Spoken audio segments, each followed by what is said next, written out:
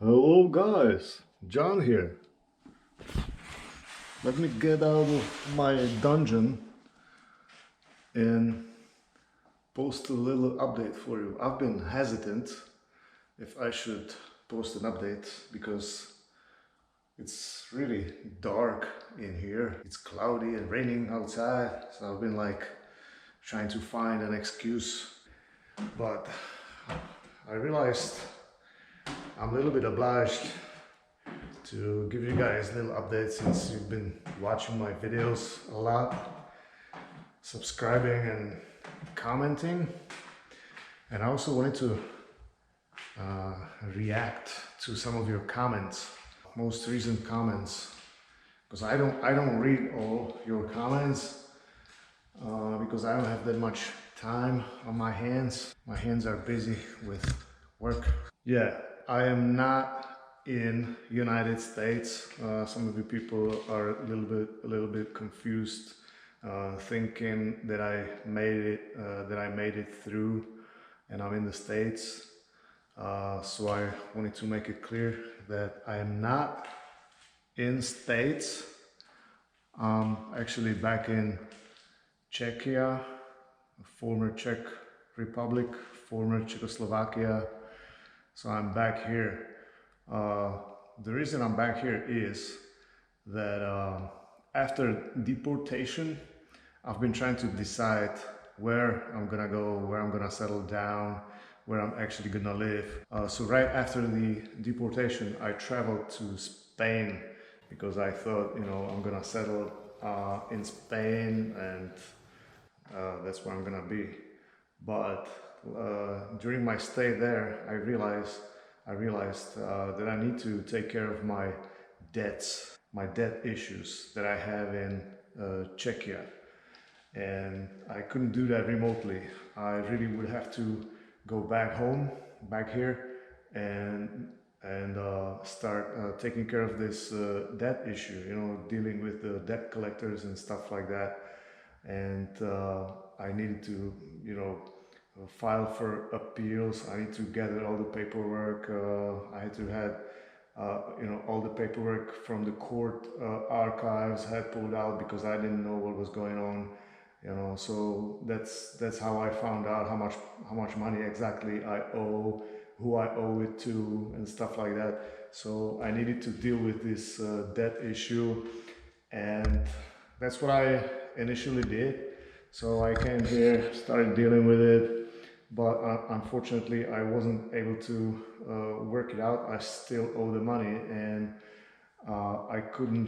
they wouldn't approve my appeals because I didn't know about those mandatory debt collections. I didn't know about it, and any income I would make, like from work or business, they would seize my incomes. So eventually I had to find a way around it so they don't seize my property, because they would go after any of my property, like this house that I'm standing in right now, that I'm working on right now, my current house flipping project.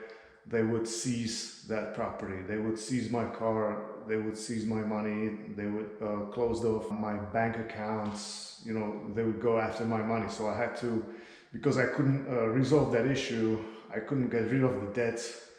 They wouldn't accept my appeals. I was trying to explain that I was overseas and I didn't know about all the courts and stuff, and they wouldn't budge, so I had to find a way around it. So I found like loopholes, and I came up with sort of system that allows me to have this house here in Czechia and work on it and not worry about having it seized. All right, so it's kind of difficult, but I was like, once I'm here back in Czechia, I'm gonna give it a shot. I mean, there are opportunities, in real estate market, because the real estate market here is like really slow, really bad. There's not enough apartment to purchase for young people. the houses, the house market, the real estate market is really bad. I'll give you an example. A city with, let's say, 100,000 people population, similar size to Fayetteville, North Carolina. I mean, if you go to Zillow.com and you try to see how many houses or condos or property, how many properties are for sale in Fayetteville, you'll see literally thousands of properties for sale. But if I check for how many houses are for sale in city of similar size here, maybe I'll find 12, 15 houses in 100,000 population, city. This is crazy. So if you travel around, American streets, you'll see a bunch of signs for sale, signs on the streets. You'll see many of them, you'll see many houses for sale. Here, you travel around the town and you won't see a single poster, single house for sale sign anywhere. I mean, those houses are not for sale. So the way it works here in this country is that people usually have their houses built and they stay there for generations, or they build their houses themselves.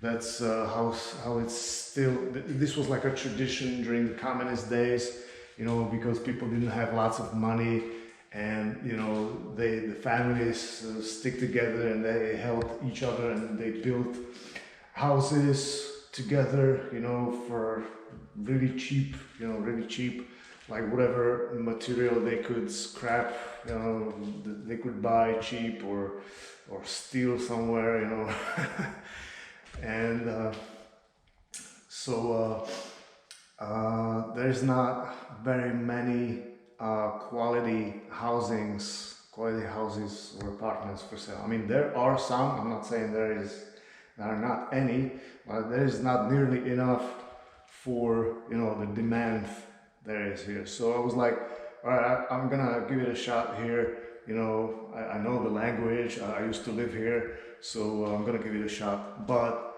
I tell you, going back to America is my ultimate goal. I don't want to stay here. All right. Depending what the future holds, I don't know. Maybe I'll be successful here in the real estate. But my ultimate goal is going back to USA because I really hate it here. I don't like it here.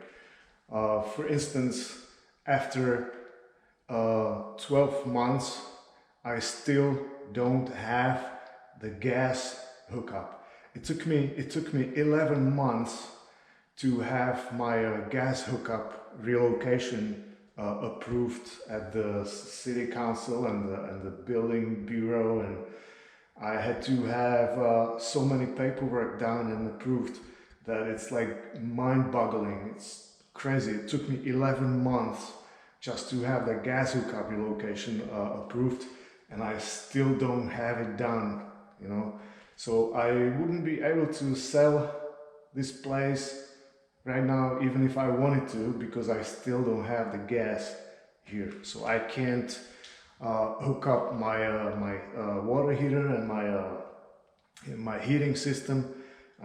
I'm still not able to hook it up and test it and have the what's it called?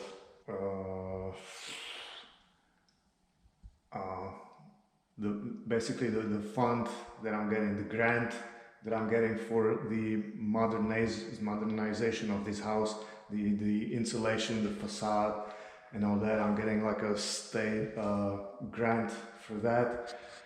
So I wouldn't be able to get it if I don't have all the systems working. So I need to first have the gas hooked up. I need to have all my utilities connected, and then I can get the free money from the government to to actually finish some of the other works, like the parking lot and the front and rear decking.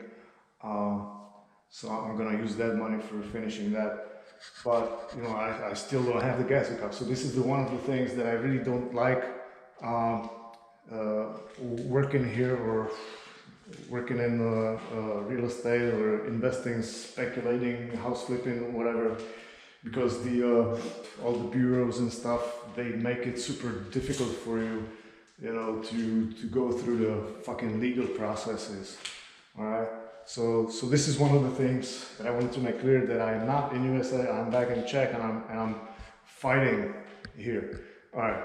So the next thing from your comments is people mentioned that several times, asking me if I paid taxes while I was in States. Just a reminder, I've been in States for many years. 18 years altogether, and I have paid my taxes. I paid my personal taxes, and I also paid my LLC taxes. So I actually filed dual tax returns, and I also worked for about 4 months. I worked at a tax preparation office back in 2005, back in Wilmington, North Carolina. That's where I worked at the tax preparation office for one Cuban guy. And you know what? Prior to that, I've been always paying for a tax preparation company, you know, prepare my taxes. So one day I went to one of those offices in Wilmington. I went to this Cuban guy and, you know, asked for having my taxes done, and he had a sign on his door, you know, help wanted. So I was like, hey, I'm gonna give it a shot. So I went back in and I asked him, you know, if he would want to hire me, and he said, yeah, okay, come back tomorrow. So I started actually filing taxes for all these Mexicans, okay? So I literally filed thousands and thousands tax returns, 1040s, for all these Mexicans, legals, illegals, whatever, all right? The Mexicans been using like fake social security numbers. Well, not really fake, you know, because these Mexicans or Hispanics, they all have the same name, you know? They're like Sanchez, Gonzalez, whatever. They all are named the same. So like 12 different people are using the same social security number. So, so it's kind of funny.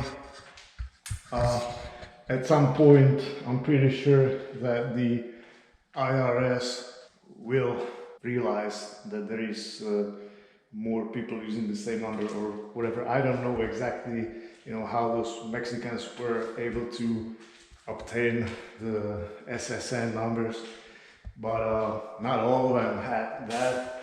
Most of them had the tax ID, the same what I had, ITIN number. So that's what I've been using for filing my taxes, and I also had a EIN number for my LLC.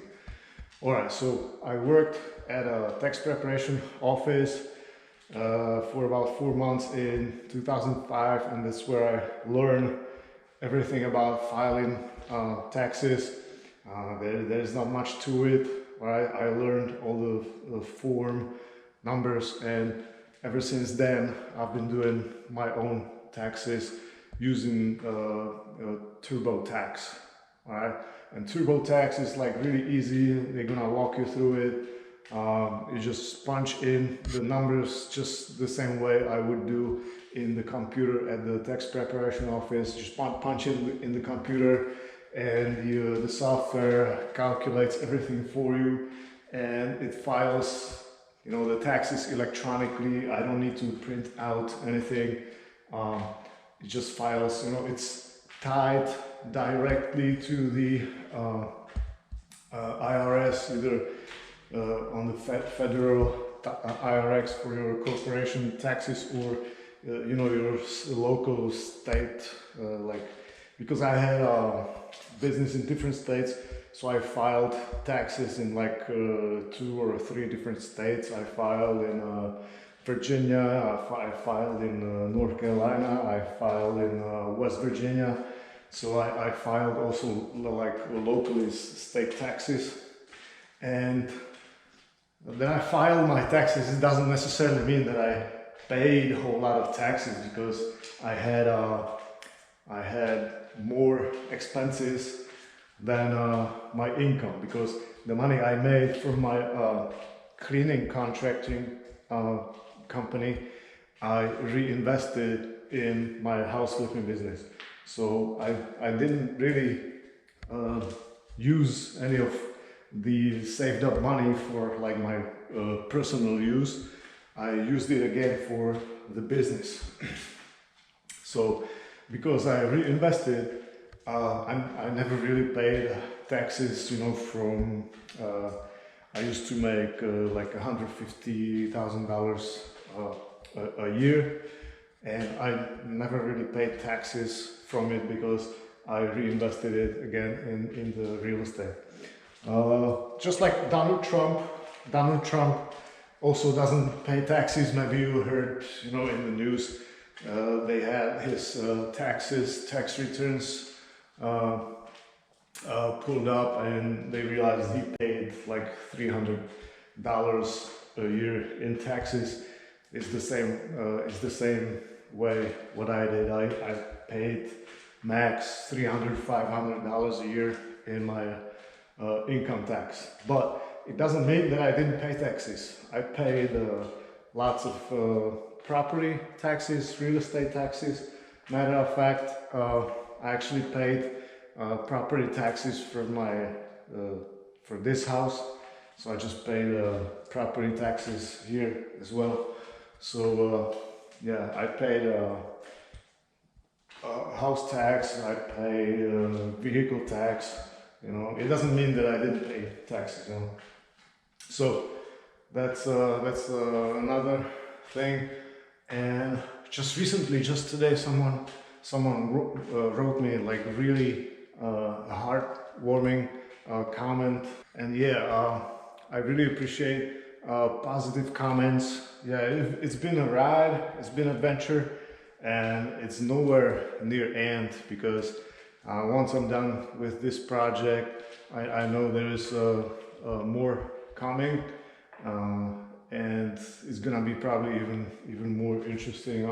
I'm curious myself, you know, what's it gonna turn into. So yeah, I guess that's gonna be it for the comments. I appreciate all your comments, and yeah, let's move on to a quick update. I'll give you just a quick walkthrough in here and outside. I'll basically wanna cover just two, maybe 3 main topics. One of them is in here, all the electrical work. All right, so I'm gonna flip the camera. I have all the switches, receptacles, all the lighting. I have all that ready, all those wires. I'm just gonna grab this frame.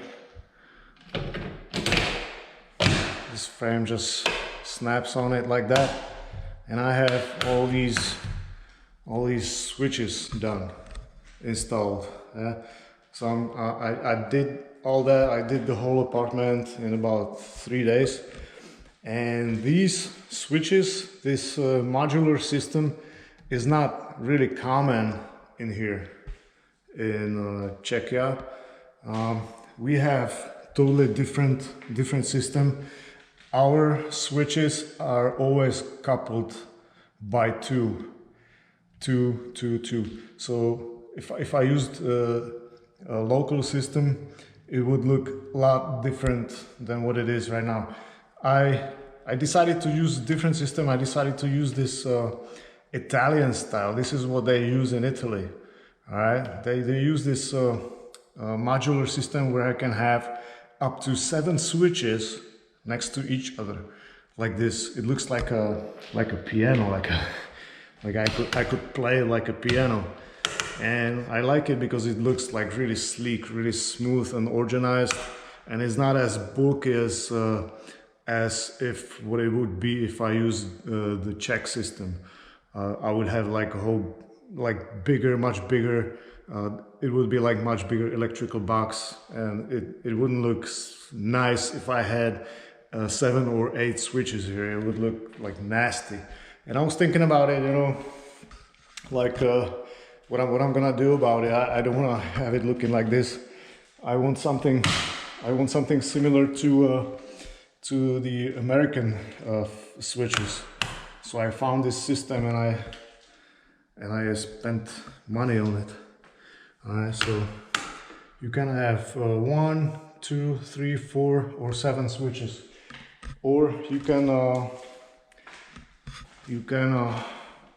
configure it many different ways. Like I have this big receptacle with ground wire. I can have a little smaller receptacle. This one is used for the ambient lighting that is switched with this switch right here. So this is for the ambient lighting. I have the home network connection, data, satellite TV, and the speaker wires. So I can configure this many different ways. Like in the kitchen here, I have phone jack.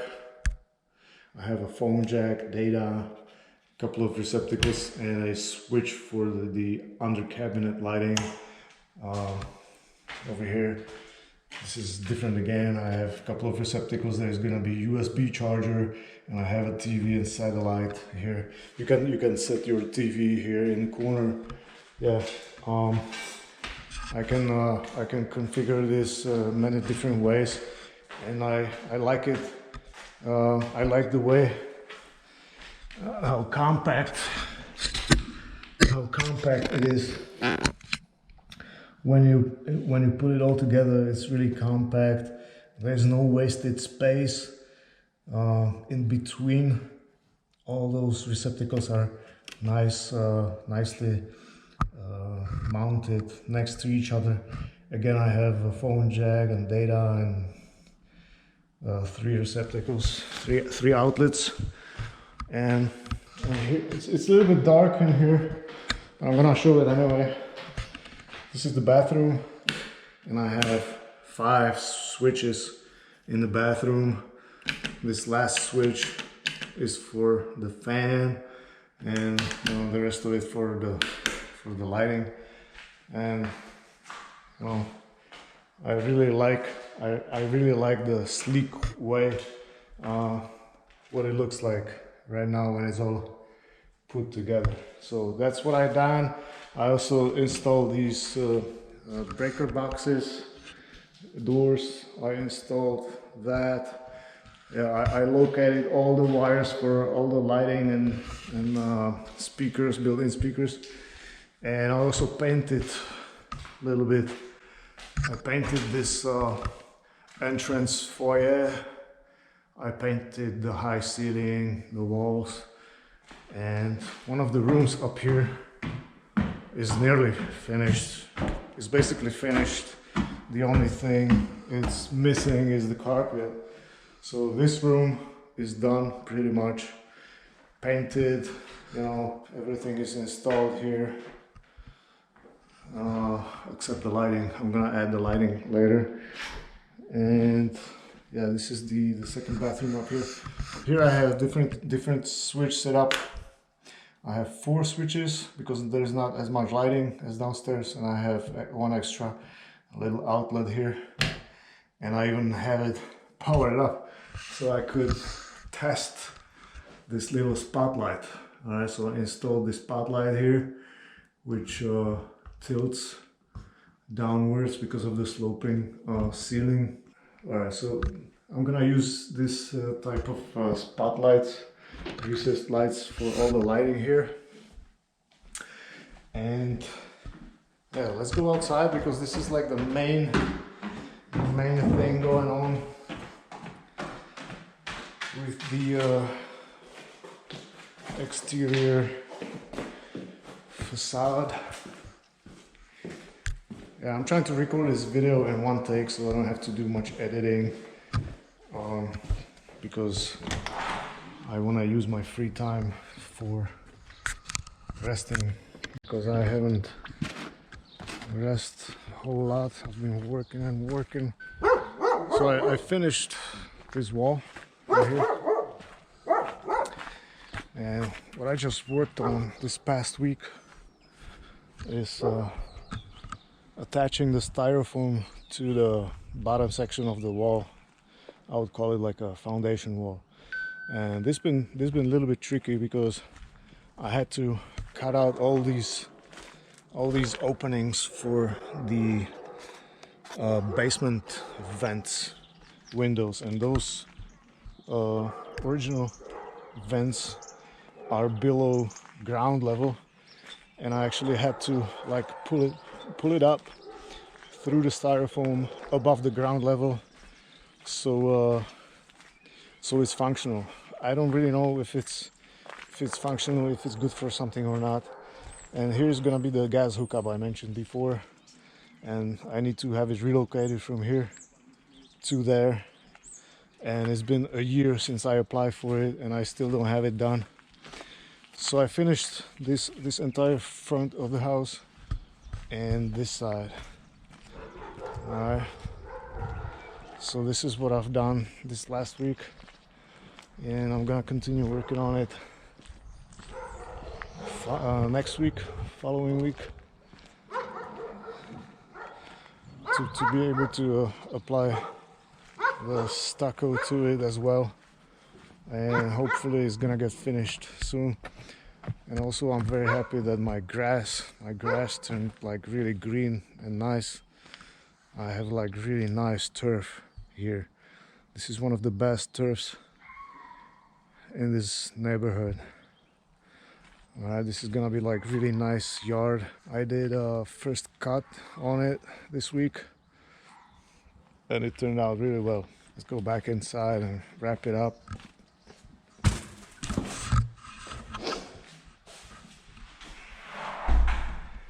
Alright, so this is gonna be it for today's update.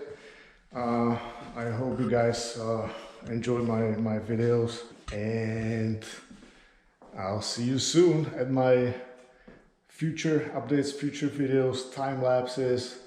Just stay tuned. Peace.